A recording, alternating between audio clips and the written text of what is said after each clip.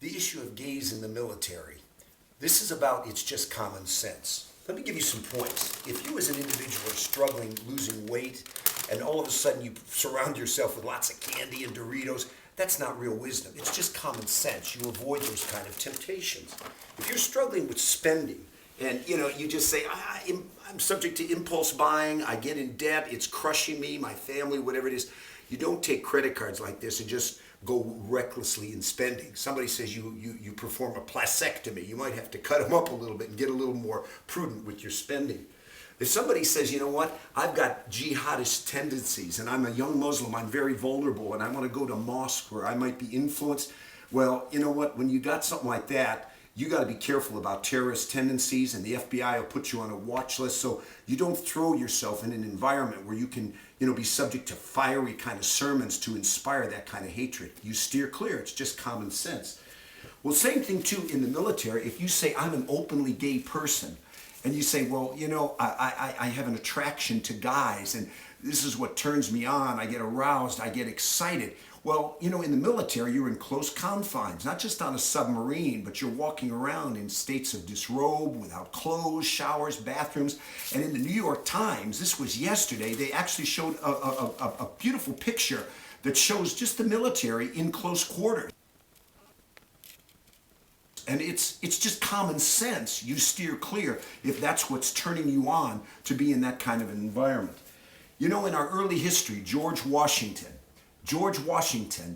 would single out, if there was an individual that ever came forth with homosexual tendencies, they'd put him on a horse and they'd move him out of the camp. Why? It's always been in our history. But in our country today, we have a lot of pressure to say, well, let's just eliminate that policy. And in 1993, Bill Clinton, a Democrat-controlled Congress, put something in effect called Don't Ask, Don't Tell. We know it's wise to, kind of respect the ban on gays in the military, but let's just say if you don't ask anybody and you don't tell, we'll just leave it go. So let's address this for a minute. Let's just think about this. Number one, there are wrong reasons why gays are not to be involved in the military.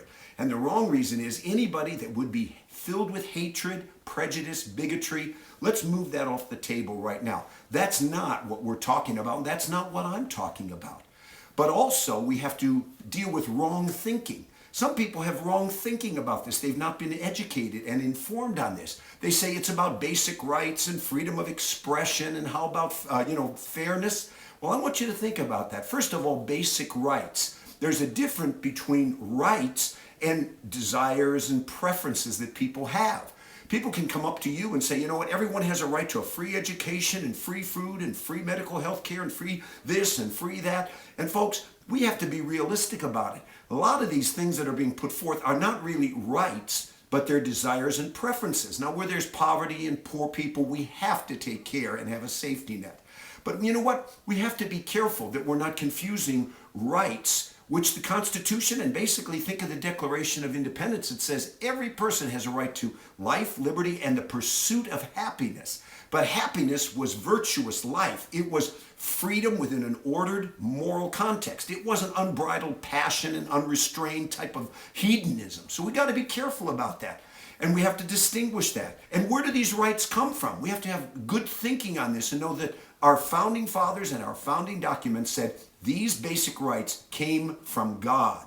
4 times in the Declaration. These are unalienable rights. They didn't come from kings or human beings. So these are rights, but they're in line with Judeo-Christian foundations upon which our nation was founded. And so when people also say, well, hey, what about freedom? Well, again, this is not just freedom to do whatever you want. We have to have a moral structure. George Washington said you have to have morality and religion, and without that, we can't have an ordered framework for our country. Now, there's individuals that say, well, I want to do whatever I want. If I want to take a gun, and I'm just going to go on a plane. You don't have freedom to do that. You don't have freedom to run without your clothes in some kind of a mall. You don't have freedom to go 100 miles an hour in a 30-mile-an-hour zone. Come on, you have to have a framework. And so when we're dealing with this subject of gays in the military today, there are wrong reasons, there are wrong thinking.